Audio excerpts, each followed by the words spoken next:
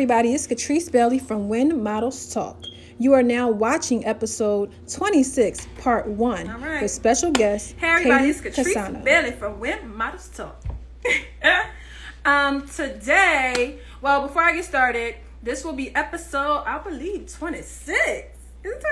I think it's 26.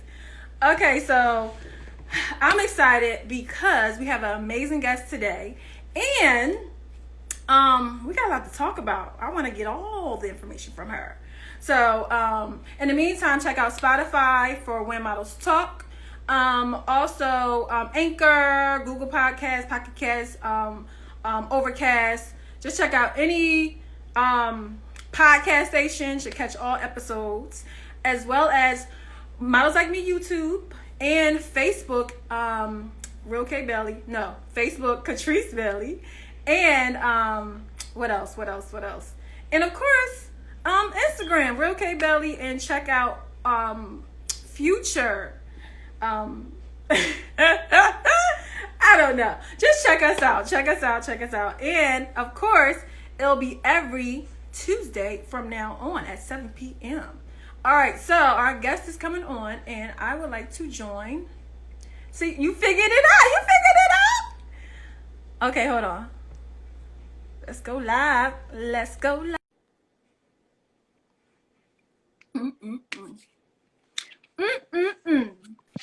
it work? Hey, you look so cute! Oh, thank you. You got your background again. You did it. Oh, thank you. I have leggings on the bottom, but I have lipstick on, you know. Yeah, you look cute. Okay. Hi, Eva. My friend is here. Hi, Eva. Hi. So, you got rid of all your nerves and everything else? Everything's gone? Yes, I am good. Mine is still here just a little bit, but it's okay.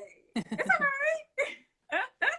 But you look good. You do too, of course. When it comes, you come together last minute, because today was a very tired day. Maybe it's been the weather lately. Mm-hmm. I'm just a little tired, and then we're gonna get some snow tomorrow. So, But today we have a professor from Jefferson University, and she has been in fashion for over 18 years, y'all. Mm-hmm. So she has done so many great things and been a part of so many great things, and we're going to get all that information as we talk to her. So everyone, help me welcome Katie Casano. Hi. Hey, everybody. Yes. So, in that, so we okay. Let me just dive right on in. So, how did you get into teaching? How did you get into fashion? Let's start there. Okay. Well, I always knew I wanted to be a fashion designer. When I was little, I would draw clothes for like my dolls. I made clothes for my dolls. I always was really interested in art. I would go to museums. I would like draw all the time. And, you know, as a little girl, I would only wear dresses, which is something I still do. I had these like red, like cowgirl boots I wore every day when I was like 3. And so I just was super interested in it. So I would try, like, I remember I asked for Christmas when I was 11 for a subscription to Vogue magazine, and I would just read it like religiously. So I decided that I wanted to pursue it as a job. So I went to school. The school that is now Jefferson, it used to be called Philadelphia College of Textiles and Sciences. And I went there, and then after I graduated, I got a job right away. I was lucky in New York City as a fashion designer, and I worked my way up, worked in all different kinds of companies. At the end, I was a design director at my last job. Then I started, you know, kind of missing at the end. I was like more in the managerial side, and I missed like being creative all the time. And I felt like I wanted to change. I always like to change things up. So I realized that I really liked working with the interns, and then like all of like the assistant, like the younger designers. So I was like, you know what, I'm going to see, maybe I should try teaching. And I just got like really lucky. I found like an opening at my school that I went to. And then I transitioned to teaching full time, and I'm teaching full time, but I still freelance a lot. I do a lot of like design projects. So it's kind of Mm. cool because I found a way to do all the stuff I'm interested in. So, Okay, awesome. So we're going to touch on a little bit of everything you said. mhm. So going back when you first got into not teaching but into fashion, you said that you requested um, different magazines. Mhm. Yep. And when you started doing that, how was your parents and realizing that that's something that you might have wanted to get into, that was your passion, that was your love? I'm really lucky because my parents, they knew me. They knew that I was always like so into this since I was a kid. So they were actually really supportive. And even though we didn't know anybody who was a fashion designer, like I'm sure everybody's parents want them to do something a little safer, someone that, they're like, oh, a doctor or a lawyer or a Mm-hmm. nurse or whatever that is, because people that have succeeded at that. But my parents knew that I was really determined to do it. So the only thing they told me is they're like, we think it's a good idea if you go to a school that's a liberal arts school, not just an art school, so that if you change your mind, you could kind of transition. But that didn't happen. And so I was lucky. They were like really supportive of me. They like let me do extra art classes and they always supported me. So I was very lucky. Well, that's Absolutely. great because I think it's very important. Like I say all the time, I think it's very important that parents are very supportive in anything their child is doing, because you never know what, as they're going towards that path of what they may feel like that's what their passion is. You never know. You might get a little detour and wind up finding something else like, ooh, I really Right. like this. But in your case, you were like, no, this is something that I want to do. And you've been successful at it to the Hmm. point where not only did you have first you had a job working in that field, but then you transitioned into teaching. Hmm. So, and that just shows how much experience you actually have. So getting into the job experience, Hmm. how is that experience of learning? First of all, how did you get a job working in fashion? Were you, put it this way, were you quick to get a job after college, Hmm. or, and how did you get a job that quick after college? Well, it was a different time way back then, 2002. Like it was a different market. And I was like so dumb. I didn't know anything. Like I didn't know how much money I should ask for. And I literally, like, I would like read the newspaper, like the fashion newspapers, and then they would have job listings and you would just apply in like Women's Wear Daily. So I literally went on one job interview and I really liked the lady who interviewed me, who ended up being my boss.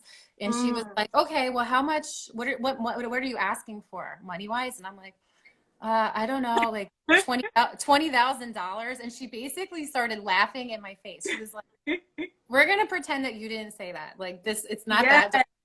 Yeah, and then she gave me a project and I got the job and it was super cool. And she is like one of my best friends. We went on like a bike trip to Italy a couple years ago. Yeah, like Thelma and Louise. It was great. That job was great because she really gave me, this is really unusual. I got to design like immediately. So I was designing stuff right away. I remember the first thing I designed, it wasn't that fancy. It was for JC Penney's. It was this like V-neck shirt that had embroidery. And I remember like my dad would call me and he was like, well, I was hanging out at the mall today at JC Penney's in front of your clothes and I was talking to ladies shopping. And I'm like, Dad, what are you doing? Like, and he would like hang out by the table. And then I remember that year, and I see some of my cousins are here actually, which is cool. That year I went home for Thanksgiving and literally like 5 or 6 ladies in my family had gone out and were wearing it and didn't tell me. Aww. Yeah, so I felt like I had a really lucky experience getting a job where like that company, they paid for me to get some extra computer classes. I got to like do sweaters and all different kind of categories. So that's one good thing to touch on is that nowadays that company wasn't like the most earth-shattering design-wise, but it was a good opportunity. And what was great about it is I got to work on all different kinds of things, and there was room for me to grow. So I feel like when you're starting out, I think it's really important to be open-minded and just look at an opportunity and think about the long term. Maybe not think like, okay, this job isn't perfect, but it can go somewhere, or I can learn something or meet good people. And I think that's like super important. Yes. So. And I know you said, and what I liked about what you said was when when she said, well, when you said 20K, she started laughing because she's like, I'm gonna pretend that you ain't say that. Yeah. So how different is it compared to, well, in your perception, how different is it now versus then when it comes to the kids getting out of school, well, getting out of, graduating and wanting to move on and into their careers of design? I think that obviously everybody is scared right now because of the pandemic. Like, it's a really weird time. But I think that you always have to look at life as like, what are your opportunities? So I think when you're young, you have an opportunity. Obviously, when things shut down and a lot of companies laid people off, I know some of my friends that are on this call even got laid off or had to lay off people on their teams. At first, you're like scared. You're like, how am I going to get a job? But I think that if you're young, first of all, you don't make that much money, right? So I feel like companies want to hire people that don't have a huge paycheck. They can help get stuff done. They can work from home. They're flexible. They know all of the computer programs. So I think that a lot of students that I know at first encountered some difficulties, but then after a month or two, they did find something. And sometimes it was a little different. Like I said, they had to be a little bit more open-minded, but I think that now it's just, you have to be really resilient and being open-minded, apply for a bunch of different jobs and see what happens. So. Yes. So now, with the experience you had working, because you designed a shirt for J.C. Penney's. Now, I ain't gonna skip over that. That was important. So you designed a shirt for J.C. Penney's. How was that experience? Like, what are some other things that you were able to, contribute to as far as design? Because it, just like you said, it may not have been like this over extravagant type of design, but that's still huge because JCPenney is a huge store. Is JCPenney still around? I think they are. They are, yeah. Well, it's one of them that closed down. Macy's, no, not Macy's. It's something. Blooming, I think Lord and Taylor might have shut down, but yeah. But no, it was crazy because that was literally the first thing I designed, and not to brag, but I will. They sold 1 million of those shirts. Yeah. And they were like $19, but whatever. Like it was cool. Yes. Yeah, so I just felt like really lucky because I really liked my boss. So I think that's something important, is that if you can get a job also at a company where you feel like there's a good culture, people are gonna mentor you, they're gonna take you under their wing, they're gonna give you opportunities. I think that's like really cool. So I got really lucky. So I think in a way though, subconsciously I followed my gut because I liked this woman and I knew she was going to be good to me. So, after that, I stayed there for a couple years, and then I was like, okay, I really want to start working into a product that is a little bit more elevated, a little bit more design driven. So I got like 2 more jobs that were like moving up in each place. But I mean, I had to work my butt off. Like I would work until 1 a.m. all the time. Like I would work really hard. But after a couple jobs, I was finally like getting somewhere. And I know I told you this story, Catrice. All of a sudden, I had 2 job opportunities. And one was a really high-end company, or, a more high-end company that I worked at for a really long time, named Annette Lepore. I ended up taking that job. And the other one was for like, a nice but older ladies clothing. And it wasn't as creative. And the job that wasn't as creative, the salary was like $95,000. And for a 25-year-old girl, that was like, I couldn't even believe it, and then the other job was a lot less money, but I was asking everyone I knew, like, what should I do? And everyone's like, take the high paying job. But then I was like, you know what? I'm just going to go with my gut. And I didn't take that job. I took the other job. And everybody was like, what are you doing? You're crazy. But that job was so amazing. That Yeah. job got me like so many wonderful things. And if I didn't do that job, I don't think I would be able to teach because that job was super hands-on. So I had to do like draping, I had to draw stuff all the time. I had to I managed our license in Japan. So I would go to Japan all the time, China all the time. We did runway shows on New York Fashion Week. I did photo shoots. So I was the model caster. So I know that there's some models here. So we can talk Yeah. about modeling stuff later. So I just felt like I learned so much. And after like a year or two, my salary like went up. I became more successful. So it was actually like a really good decision. And I'm glad that I didn't make my decision solely based on money. I made it Yeah. based on perceived opportunities. Mm. I think that's great because now anybody would have said, and they would have the two options like, okay, do I make $95,000 at the age of 25? Mm-hmm. 95. Let me say it again. $95,000 at the Yeah. age of 25. And I think a lot of people, you know what, I wouldn't now, but the other job was paying a lot less. Now, if I actually would have thought about it myself, because I know that this is something that I really, really wanted to do and enjoy and learn. I think when you have a passion and a love for something, it's completely different. You don't go after, it's not always you're going after it because of the money. It's because you want, and you want to learn more. You want to learn how and bring out the creativity that you have inside of you that is not being used at this moment. So going for the lesser job, just like you said, you went with your gut and you was like, you know what, I'm going to go, even though it's not 95,000. Even though it's not that much, I'm going to go with the lesser one, but I'm going to learn so much more and I'm going to be able to be more creative. And even though you lost some sleep, because 1 o'clock, Mm-hmm. but even though you lost some sleep, you learned so much and you learned it where you can now teach other people. So Mm-hmm. I think that's great because it just shows who you are. Like, okay, I'm going to go with something. I'm not just chasing the dollar. I want more. I want to actually be happy and enjoy what I'm doing. Because you could have chose the other job and not been happy the whole time. Right. And it was just like, okay, I make all this money, but I'm not happy. Yeah, and I think like a good way to think about it is like when you're making decisions, like really think about what success means to you. And to me, or what has value. And to me, it wasn't the money didn't have as much value as the experience I was going to have. And then also that was a great career move because that set me up so that if I had that name on my resume, it made me a lot more powerful money wise later where I could apply for like bigger jobs. And then so in the long run, it was just as much value, but the experience is what I was pursuing and the opportunity. And I also felt like I'm young. I think this is also important. So I know that you've been there, Catrice, is when you're young and especially if you don't have people depending on you, let's say. So I was lucky I didn't have to consider feeding my family or something.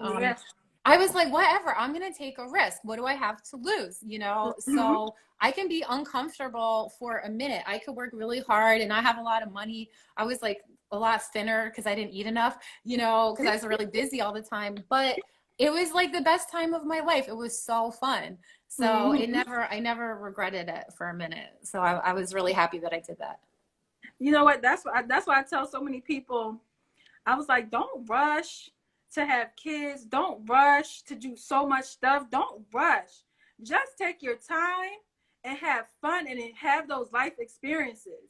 Because the fact that you didn't have people depending on you allowed you to be able to actually move in a different type of way.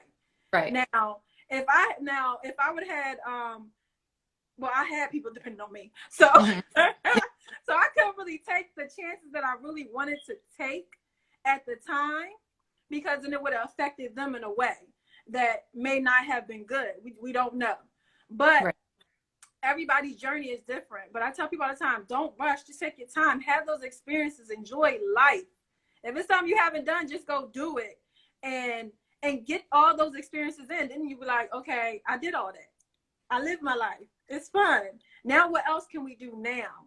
And especially when you're moving more into your career, especially when it comes to your passion. Now, the fact that you're teaching, what are some advice that you give your students when you come across them when they're about to graduate, or what type of advice are you giving them because you've had your experiences? Oh God, so much stuff. So I give them practical advice, and I try to give them life advice. So I always say, like, first of all, I think it's really important to have integrity. So sometimes when you're a designer, sometimes people will do bad stuff to each other. They don't support each other. Sometimes people will try to put someone down to get ahead. You might be working somewhere where they ask you to do something that you think is unethical, even like copy something or something. I was just about to say that.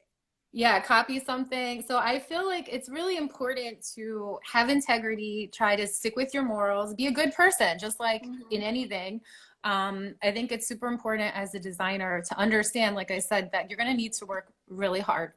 You're going to have to work long hours. So you need to make sure that's what you really want. And then I think that if you don't want that, there's other routes you can take that are still design related, but you have to know what you're signing up for. Yeah. And I think the kids do know that because they work really hard in the studio. They work long hours. So I think they're ready.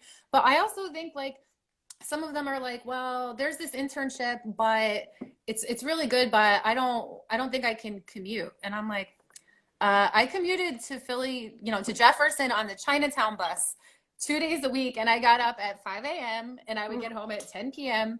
And, that wasn't that glamorous, but I did it, so I feel like where there's a will, there's a way. So you have to be willing to put yourself out there and work really hard and just make opportunities happen for you. So practical advice I give them, especially nowadays, be careful with social media. I think that's like really important. I, have definitely seen people get in trouble by posting something about their job or like complaining about their boss or something. And I feel like it's really easy for kids nowadays to kind of get into that trap. They're so used to sharing everything that they don't really always think about like what's professional or that, so that's a little bit different. So I think, I always tell them to be careful with that. And then, I don't know, just, follow your dreams. Don't give up and be open-minded. Like I was saying, you never know where something's going to take you. So just try to, like, I always try to pick, if I'm picking a job, I try to think about, where can this take me? What are my opportunities there? Do I have a chance? Does this company have a lot of divisions? Maybe I can get my foot in the door in this one thing that's like so, but maybe I can work my way up and get into this other division that's high end or this other thing I'm interested in. So, I think putting yourself in a situation where you have opportunities is important. So that's my main. That's great because I feel like some people are sometimes one-sided where they're just like, no, I want to do this and there's nothing else. Right. I'm not trying nothing else. I'm not doing that. This is it. But you just never know what, by just doing something just a little different, the connections you will start building or having by the people you come across. Right. In that particular field. I feel like even when it pertains to modeling, some people do the same thing where they're like, no, I don't want to be a commercial model, or I don't want to be this particular type of model. And you're like, you want to make money or not? You want to learn another skill that you actually have within you that somebody sees or not? Like, you have to be very much so, like you said, very open-minded to just different opportunities that are going to come your way. And integrity is important, because I was as you was about to say it, I was like, I heard people steal people's designs sometimes. And I was like, Yeah, it's crazy. And it's actually semi-legal. So, I mean, I think that is a thing. Like, a lot of times, any designer, at some point, someone's going to ask them to copy something. And I feel like it kind of depends on what it is, but it's hard. You can be put in a weird situation. I had someone ask me to go make a photocopy of, like, you can buy artwork from art studios, and you're not, and it's like they lent it to us and you're supposed to pay for it if you want to use it. And my boss asked me to go copy it. And I said, sorry, I can't do that. And she was like, what did you just say to me? And I was like, I said, I can't do it. I was like, But, and then she kind of, and I felt like this is something, like, I think it's important to be respectful all the time. So I was always very respectful to my bosses, but I do think that because they knew that I was like a good worker, I wasn't disrespectful, that when I did put my foot down, though, they did listen Yeah. to me. They knew I meant it, you know? So I was like, I'm not doing that. And she was like, okay. And look, she went and asked somebody else to do it. So, you know, someone still did it, but it wasn't me. Oh, and I could go home at night and not feel bad that I Yeah. had, you know, done something like that. So, but it's not always easy. I can understand someone being in. We were talking about this with, you know, working with people that maybe you're like, should I work with them or not? I heard this or that about them. You know, so you could be in a position where you're working and your company asks you to do something and you're like, I don't really want to do it, but I can't lose my job right now. So I understand that it's hard. So you have to kind of pick your battles in life. But I do think it's, like I said, it's important to have, like we were saying, integrity. Yes. Now, what I liked about what you said was when she asked you to do it, you said, no, I'm not going to do it. And the good thing is you could go to sleep at night knowing that you didn't go against your own morals. You didn't go against what you knew to be right. Whereas some people, they feel like they don't have a choice. They feel like there's right. It's not an option. Or some people just afraid to see what's going to happen if they do go against the grain. Yeah. Where it's like, I feel like if you are meant to stay at a job, you will. And I feel like sometimes people are testing you too to see, like, what is she going to do? Like, would she actually, or is she going to, like, does she have enough respect for herself to say, because sometimes they could be like, okay, come, go copy this. And then all of a sudden you copied it and it's backfired and they blame it on you. Exactly. That is so true. Yeah. And I just feel like you said, like, you know, I do think that if you're young and you're respectful, you're not disrespectful to your boss, but sometimes you do show that you have a backbone. Yeah. I think that ends up helping you in the long run, because I think then your boss gets it, that they're like, okay, this person's strong. They could be a leader. Maybe I can put them in charge of something. So I feel like, I remember like the first like 4 years of being a designer, I was always like secretly afraid that I was going to mess up something really bad, or they were going to be like, this girl's an imposter. She doesn't know what she was doing. And I didn't really feel like I started, like, I really knew what I was doing until I was a little bit older. And then I started having a better experience that I could use to help me navigate those situations. And then you start to become, you know, a boss, and then you're managing other people. And then you realize that they're looking to you. And it's the same thing with my students. So you have to be able to react and like adapt really fast in a situation. And I think that that's something that like bosses are looking for in their employees. So they want to see that you can do that and you can do it fast. I think that's, you know, that's also important. So I think that you shouldn't be afraid to, you know, put your foot down sometimes and say, you know, this is how it is. And then I think a lot of times, like you said, people are testing you. Sometimes people are bullies, and then they can get away with. Yep, absolutely. And I tell people all the time, you gotta teach people how to treat you. So if they feel like they can run over you every single time and tell you what to do, they'll continue to do it because you allow it. But once you put your foot down right away, I tell people all the time, put your foot down right away. Like if you don't like something that somebody did, especially a friend, let them know, like, excuse me, like the whole BITCH thing. No, don't call me that. No, that is not in my vocabulary because I don't curse. So I can't say it back to you. So you definitely can't say it to me. So, so you got to teach people how to treat you and say, okay, well, we're not respectfully. Like, that's not something that I prefer, and I'm not going to do it. And if they don't agree, well, that's okay. Next. Right. Move on. That's right.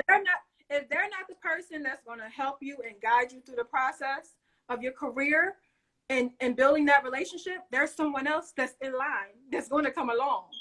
So I think people, like, has there ever been a situation where you have had the chance to work with a big name, and because of like maybe you're just like, okay, maybe because of I don't know, something happened and then all of a sudden you couldn't work with that person. Have you ever had that type of experience? Where I couldn't work with them? No, not really. Yeah, I think I've been lucky. Like, and I have gotten to work with a few famous people before. But like a lot of times, if we were doing clothes for someone famous, I wouldn't necessarily get to meet them. Like, or I'd be in the room with them, but there was other people, so I always be like kind of quiet and, smile. But yeah, but no, I never felt like, I was always really careful where those situations. So yeah, I never got into a situation where I couldn't work with someone in that sense. But I do think that one thing that you said that I was thinking about is when you say next, my friend Eva wrote it too, which is making me laugh. Yes, Eva. Yeah. Well, Eva is amazing, by the way. But so I just think that you can, when you say next, because you're like, I can't learn from someone like that, actually you can learn from them. And I think that's really cool. And that is something I try to tell my students, because you like all of us get shut down when you have a negative experience. You get mad, you get hurt, you get frustrated, you close off, whatever that is. But I feel like once you calm down, you could think about, okay, this didn't go so great with that person, and I'm not into them, and I don't think they're cool, and I don't appreciate or respect them. But at the same time, I have to work with them, or or there's this something I have to deal with. So what am I going to do? Like, what's my plan to make this better, or to get what I need to get done out of it, especially in a situation. So, and I think you can learn a lot about yourself. Like, I had a job where I was at this company, and a lot of the people that I was the boss of in the design room, like the sample room, were older people, pattern makers. This was at my last job. In this company called Ioana Barashi. And some of the pattern makers were pretty, well, I'll just say set in their ways. And they were like 60 years old, and I was like 30. So I was always very careful how I talked to them, because I knew right when I came in, they were all like, what is this?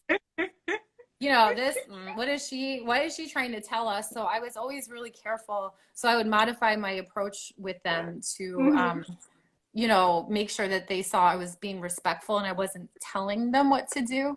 I was working with them, but I was actually. So it was an interesting experience. And sometimes we butted heads, but at the same time, this one person was like super dramatic. So whenever he would like have a fit, even though I felt mad about it, I was like, I can't be a fool, because it's just going to make me look bad.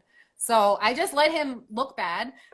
And I just tried to work with him, and then he calmed down, and then he ended up liking me. And when I left, he gave me a hug and gave me a present. And I thought this guy had like a voodoo doll that he would put like pins in it. But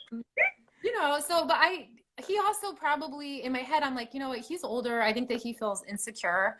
He feels like he has something to prove. He feels threatened by younger people coming in. So even though it was annoying to deal with, I did understand why he was being like that. So I think it's I think for a lot of older people, when something new comes in, it's like, but I like having it this way. I like it to be how it always has been. Change is very I feel like as you get older, when you're set in your ways, change comes like, oh my gosh, I gotta change something.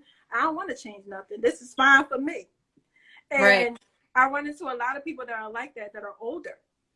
So it's how you interact, it's how you not coming in, just like you said, as I'm gonna tell you what to do, even though I am. But having a different strategy coming in when it comes to working with people that are set in their ways. So I get it, I understand it, but I'm working on my next. I'm working on it. It's like, because I'm quick. I'm like, look, I ain't got time for this. Life is too short. I ain't got time. I'm working on myself. Well, and I think like one thing that I would say, Catrice, that like if I've been working somewhere and it was really stressful, or I work with someone that was difficult or something, and no, it wasn't my friend Billy. My friend asked me that. No, he's great. you know, sometimes I would like really internalize it. So I feel like as I Mhm. got older, this is something that I really learned, and I still have to work on it sometimes. But whenever Mhm. like something annoying happens like that, and you can be like, oh, next to this person at work, but you still have to work with them. So, or whatever. So I think that, you know, in that situation, you just have to like not internalize stuff. You know, Yeah. so I just think like a lot of young designers, and that's what I'm talking about when I was a designer, you know, sometimes you work with someone who is like a prima donna or like really Mhm. hard to work with, and you just have to learn not to take it personally. And if they're like being crazy, you're, and in my head I would almost like laugh about it. I'm like, here she goes again. But you know, it's like you can't, because you can't control it, you know. Yeah, So I and get it. I know as a model you have, I'm sure, have had to be around, you know, some very interesting people, some very dynamic work situations, you know, and it's the same thing. You know, I in some sense, like, don't get me wrong, I haven't had all great experiences as a model, but most of my experiences have been great. I haven't really come across too many people that were terrible, or I think it's because how I come off. I come off Mm-hmm. as very like, okay, I can't be nobody else but Catrice. So I'm going to come in. I'm going to be happy. I'm going to smile. I'm going to say hi to everybody. I'm going to lighten up the mood and just like, can we have fun? Like, that's Yeah. all right. I just want to have fun. So I feel like that's the energy I bring in. The only time I don't bring that energy when I'm, dealing with something, but still, I still can, fake it till I make it, and still bring that in at that moment when I'm working. Because Right. everybody's always going through. You're gonna be, if you either you're going through something, you're in something, you just got out of something, or you're about to go through something. It's Mm-hmm. always it's always that case. So Right. I just learned to bring, like, I've been around people where, like, I'll come in the room, I'll come in the room, and all of a sudden, like, they'll be like talking crazy to the other models, right? And then, but when I come in the room, like, that person doesn't do that. I guess it's the energy that I'm bringing. Like, they're just like, okay, well, for some reason, I don't feel like I need to say anything crazy to her. Like, I don't Mm-hmm. know what it is, but I kind of like her. So I I don't know. Maybe No, everybody turn on that's you before true. you come in. No, that's true, because I feel like, for example, so when I first transitioned to teaching, Mm-hmm. I had a freelance job. I told you this before, and Mm-hmm. all of a sudden I lost my freelance job, and I was teaching 2 days a week, and I'm like, I cannot pay my New York City rent on this, so I had to get a job, and I got really lucky. I got a job working at my friend's boutique, and it was like super nice, high end, Mm-hmm. and but I was working retail, which was cool because I actually really Mm-hmm. love working retail. Mm-hmm. But one thing that she taught me, she was like, you know, the way that you sell clothes is not by you kissing the customer's ass or whatever. She was Mm-hmm. like, you have to get them to like you. Because this was a very high-end store. This stuff was all like 500 bucks, you know. So we were always nice to everybody, but sometimes you'd be helping someone, and I felt like my approach was always like to be sincere and not tell Yeah. them something that wasn't true. A Mm-hmm. big part of it was helping them pick, like, get the right stuff, like the stuff that would work for Mm-hmm. them. But then after a while, just like by being nice and being yourself, when people like you, like you were saying, Mm-hmm. they act different towards you. They're like, oh, she's cool, like I want her to think I'm cool, like in a weird way. Everybody's like a kid, like their inner child is always like, oh, does everybody like me? And it's so crazy, you know. And it's so Yes. complicated. You feel like you have to be like a psychologist or something. But I totally agree with you. I think like being positive, Mm-hmm. and then I also think another important thing when you're young, and also always, I remember I was like in like an airport by myself once, and I Mm-hmm. something was going on at the counter, and I'm like, I don't Mm-hmm. know what they're saying. I don't know what I'm supposed to do. But I started like watching what everyone else did, and I then after a while I was like, okay, I think I should go do this, and I did, and it was fine. And I started thinking about it. I'm like, okay, kids nowadays, a lot of times if they have a certain kind of parent, they're used to someone really telling them what to do Yeah. all the time. And I think when you are out in the real world, no one's going to tell you how to do everything. Your boss is going to be, as a designer, your boss is going to be like, here's this, get it done. And that's all Yep. she's. tell you. And then you can't be like, can you tell me how to do every little thing? Because that's not going to fly. So you have to be like, oh yeah, okay. And then you're like, oh my God. And then you like look at other ones that someone else did and you just figure it out. I think like being a model, like being on a photo shoot, I've been on some where everybody was like super serious. I've been on some where we were like eating candy, blasting music, had a little champagne, you know?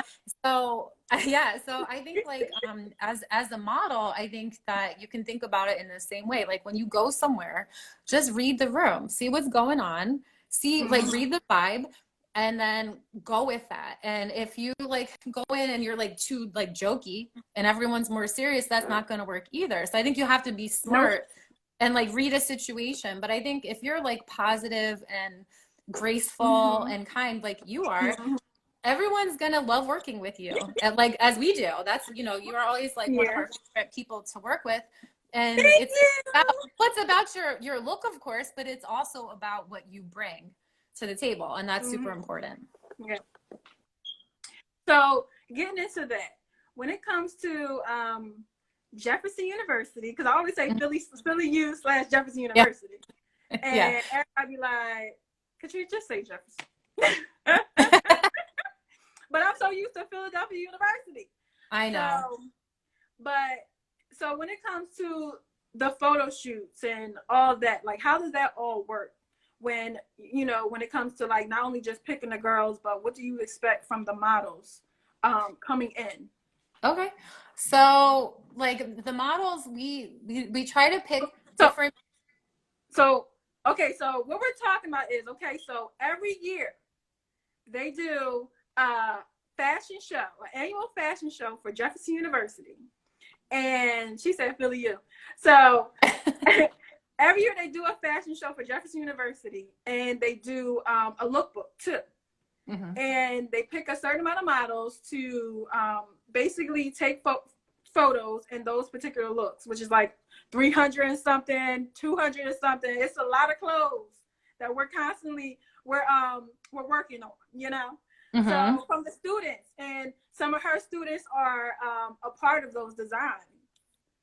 And when I say y'all, their clothes, you can tell when you have a great professor that's teaching you, because the clothes that y'all have are so like, I be like, where did they come up with this stuff? It looks so good. And the thing is, when I'm wearing it, I'm like, ooh, I can wear this. Like, this looks really good on me. But you can't find it nowhere else. That's the hardest thing, trying to find it somewhere else. Because it's unique and it's made by the students. So tap into that. I just wanted to add that part in. Yeah, thank you. Yeah, you give a little context. I mean, for the photo shoot, like Catrice said, we're putting 200 looks on different models, and you try to pick models that have like different also heights, because sometimes the students make stuff. We always tell them, I'm like, guys, models are really tall. I'm tall, and I'm like, just picture, I'm like a short model height. Like they're all 3 or 4 inches taller than me, but they always make them short. So we always try to pick people that have like, you know, slightly different builds so that they can fit into different clothes. So sometimes we want somebody who has a stronger bust measurement, if you know what I mean, like, or someone who's slim. So if someone made something really small, but a lot of it is also that we want to pick people that, as the models, that can, their aesthetic can change with the look, because some of the clothes, they're super edgy, some are super elegant, some are preppy, some are streetwear, you know, so you want to have people that can kind of be a chameleon and look good in all of the looks, and then also like have a presence like in a photo. And then I would say this, I told Catrice this before, I've been on some long photo shoots, and sometimes some models will complain. They're like, I'm hungry, or how much longer? Or they're like, they kind of stop being present, and they're like sitting in the corner, and you have to keep asking them things. So I will say, like, you know, someone who's a professional, you know, someone who comes in and who's like, I'm here to work. I'm going to bring it the whole time, and I'll be present. So you don't have to call my name twice to come do something. Yes. You know, but I would say just in general, as the model, I would think that, you know, having a look that you can change up, like, you know, being able to wear different kinds of things, I think is super cool, because then you're more flexible. Yeah. So I think it's really about your like being a professional, your attitude, your look, and that's it. Like, because at the end of the day, like all models have a certain something. All models are beautiful. Like you could pick anybody, and a lot of people could work. So I feel like you can pick someone randomly for a shoot and then get to know them, and then you're just gonna keep calling them again because you're like, I really like to work with her. She's so easy to work with. She's so fun. She brought me cookies. Like that's a real good thing. Like bribery is so good. Like if you bring me a present, like cookies or chocolate, I'm like, mm-hmm. So yeah. But I think also at the end of the day, we're doing stuff for kids, for students. And Yeah. so I love when people come in and they're serious. They're like, we want to make this look good for these kids. And because the kids are Yes. so excited. So I think that, you know, our shoots are happy. We want you to smile. It's not all like, you know, so yeah, that's what we're looking for. I think, and a lot of that is somebody's vibe and their energy. Yeah. Because I know I've been doing it for the past couple years, and I was like, and I always enjoy each time because I know number one, I get to see y'all, and we even though we only get a little bit of time to get about a good 8 hours together, Yeah, something like that. Yeah. But you know, we have fun. We have fun, and then we get to see all the different types of styles, the different types of clothes. Because at the end of the day, then we're gonna be wearing it in the fashion show. So it's like, and then sometimes I'm like, well, she got on my clothes.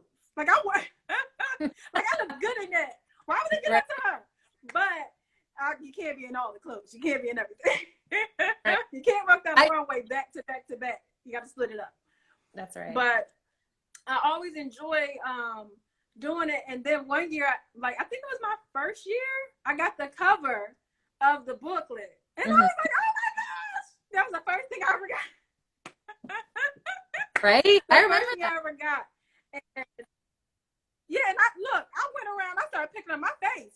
Look, the books, the booklets were on the chairs and stuff like that from people when they left. I was like, let me get my face off the floor. Let me get my face off the chair. I collected so many of them because everybody in my family had to get one. But it was like so amazing, and I think it's such a great opportunity, especially for models. And I feel like you do have to come in professional. I find sometimes that some models are just not professional, and I'm like, girl, like this is a job. You came here to do a job. Bring your A game. Do what you have to do. And I can't stand when people have to call a model more than one time. I don't ever want to be called more than one time. Nope. You need me? I'm here. Because it shows that you're here to work. You're getting things done. I'm not complaining about everything else. If I don't like something, I'm still not complaining about it. You know why? Because I'm here to do a job. And that's all my focus is. I'm here to have a good time and hang out with my girls, because I'm like, that's my girls over there, y'all. And they feed you. Yeah, we feed you. Yeah. We get breakfast and we get lunch. So I'm happy. It'll be good food because y'all know I don't order out. I don't order. That'll be my time to get free food. I'm paying my money. That's the best thing. That's one of the best things about working in fashion is free stuff. So I do feel like you get. Thank you for watching part 1. Now check out part 2 with special guest Katie Casano on When Models Talk.